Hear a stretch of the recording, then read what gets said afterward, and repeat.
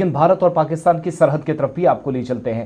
गुज़श्ता दिनों लद्दाख के एक मशरकी हिस्से की तरफ हम आपको ले गए थे, जहां पर फाइटर जेट्स की तैनाती की खबरें चीन वाली सरहद के साथ आई थी, लेकिन पाकिस्तान वाली सरहद पर भी फौजी सरगर्मियां बढ़ी हैं और इस बात की तस्दीक मुतअद्दिद सैटेलाइट इमेज और कई मीडिया रिपोर्ट्स कर रही हैं।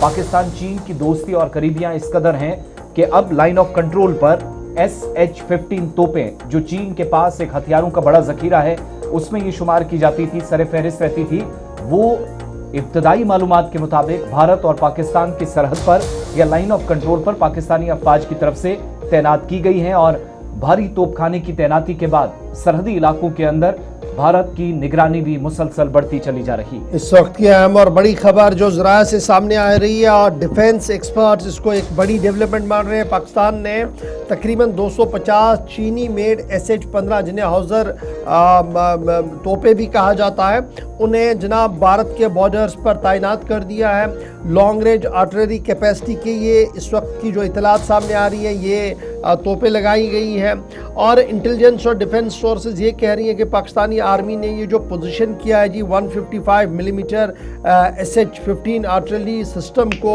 ये सारी की सारी जो है ये फ्रंटियर की ओर कर दी गई है और ये कर दी गई है जनाब पाकिस्तान ने भारत की ओर इनको रखा है रुक करके हुए, जो डिफेंस पॉइंट ऑफ व्यू से किसी भी तरीके से बेहतर खबर नहीं है और इस तरीके से तनाव एक बार फिर पाक भारत सरहद पर बनता हुआ नजर आ रहा है। सीधे हम अपने डिफेंस एक्सपर्ट राजेश आज़ाद के पास चलेंगे। राजेश जी, ये जो खबर सामने आ रही है कि तकरीबन 250 के करीब चाइनीज़ SH-15 हाउजर टैंकें जो है उन्हें तैनात कर दिया गया है और उन्हें भारत के बॉर्डर्स पर लगाया गया है। उससे पहले सैटेलाइट इमेज हम ये देख रहे थे कि चाइना ने भी कुछ इस तरीके की हलचल भारत की ओर की है। तो ओवरऑल अभी क्या कुछ खबर है ये जो पाकिस्तान से सामने आ रही है, डिफेंस एक्सपर्ट्स से क्या कुछ कह रहे हैं?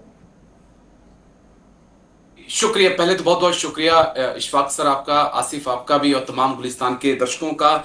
ये बड़ी मेजर अपडेट है जो 155 की जो गन्स हैं जिसकी तैनाती की गई है। जिस गन्स के बारे में हम बात करें, मुझे लगता है कि पहले इसके बारे में SH-15 के बारे में थोड़ी सी जानकारी अपने व्यूअर्स के सामने रखते हैं ताकि पिक्चर और क्लियर हो सके। ये शूट एंड स्कूट वाली गन है, यानी कि फायर करती है और फायर करने के बाद वहां से भाग जाती है। ये इसको खास बनाती है और उससे भी इसको खास बनाती है चीज इसकी 72 किलोमीटर रेंज करने वाली क्षमता जो इसके अंदर है, जो इसकी रेंज है, वो इसको और खास बनाती है। हमें समझना होगा कि पाकिस्तान इस गन के जरिए भारत के भीतर कम से कम 40 से 50 किलोमीटर अंदर जो है फायर कर सकता है और फायर करके पाकिस्तान अपनी गन की पोजीशंस को अगले 1 मिनट के अंदर चेंज कर सकता है। ये एक नया चैलेंज है।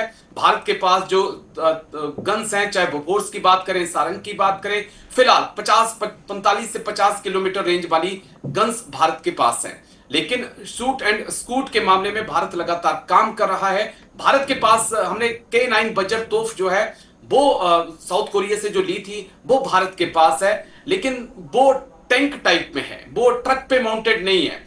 ये जो चाइना की तोफ है ये ट्रक के ऊपर माउंटेड है और जो जानकारी है कि ये 90 किलोमीटर प्रति घंटा से वहां से फायर करने के बाद अपनी लोकेशन को चेंज करके दूसरी जगह जा सकती है। यानी कि आप फायर करेंगे, दुश्मन का रडार इससे पहले आपकी लोकेशन को लोकेट करेगा, आप वहां से निकल चुके होंगे। अब आते हैं जो चाइना और पाकिस्तान के बीच इस वक्त खेल चल रहा है। क्या हिंदुस्तान और पाकिस्तान टू फ्रंट वॉर की तरफ बढ़ रहे हैं? फिलहाल कयास इशफाक सर इस बात के लग रहे हैं कि आने वाले वक्त में 2030 का जो वक्त है वो भारत चाइना के रिश्तों में बहुत क्रूशियल होने वाला है। एक तरफ चाइना होगा, दूसरी तरफ पाकिस्तान और बीच में भारत, और इस लिहाज से अगर हम बांग्लादेश को भी जोड़ दें तो चीजें और गंभीर हो जाती हैं, क्योंकि जिस प्रकार से बांग्लादेश ने चाइना के साथ तोपों की डील की है, फाइटर जेट की डील की है, रडार सिस्टम की डील की है, एंटी एयरक्राफ्ट सिस्टम की डील की है, तो ये लेकिन दूसरे पॉइंट ऑफ व्यू से अगर मैं चीजों को देखता हूं तो मैं ये भी देखता हूं कि पाकिस्तान को चाइना ने अपने वेपन का टेस्टिंग ग्राउंड बना लिया है।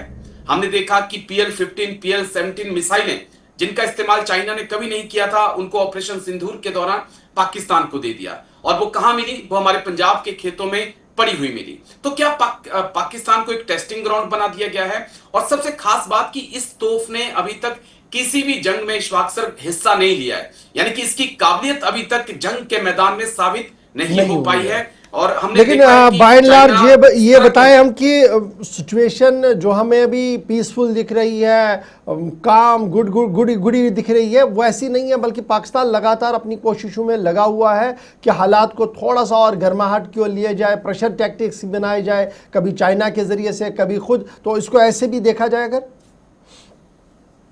बिल्कुल। देखिए, पाकिस्तान के अंदर जब भी माहौल बिगड़ता है तो पाकिस्तान अपनी जनता का ध्यान डाइवर्ट करने के लिए हिंदुस्तान की सरहद का सहारा लेता है। हमने वक्त वक्त पे ऐसी चीजें देखी हैं, चाहे 1971 हो, 65 हो या 1999 हो, और यहां पर भी हम चीजें देख रहे हैं। LOC पढ़ के दिखाई पड़ रहे हैं, इंडियन आर्मी उनको डाउन, जम्मू कश्मीर में फिर से टारगेट किलिंग हो रही है, वो चीजें हम देख रहे हैं। तो इससे साफ है कि आने वाले वक्त में सिक्योरिटी मेजर्स एक बहुत बड़े चैलेंज रहेंगे। बहुत बहुत शुक्रिया जी। एक वक्त की अहम बड़ी खबर, पाकिस्तान ने डिप्लॉय कर दी 250 चीनी SH-15 हाउजर, लेकिन राजेश जी बता रहे थे अभी तक इस हाउजर तोप का इस्तेमाल कहीं हुआ नहीं, लेकिन फिर भी की गई है। एक सिक्योरिटी अलार्म है ये, और सिक्योरिटी पॉइंट ऑफ व्यू से जो लोग इस खबर को देख रहे थे, जो एक्सपर्ट्स हैं, वो लगातार इस पूरे खबर को इंतहाई अहम और हसास बता रहे हैं। ये तो थी पाकिस्तान की दो खबरें।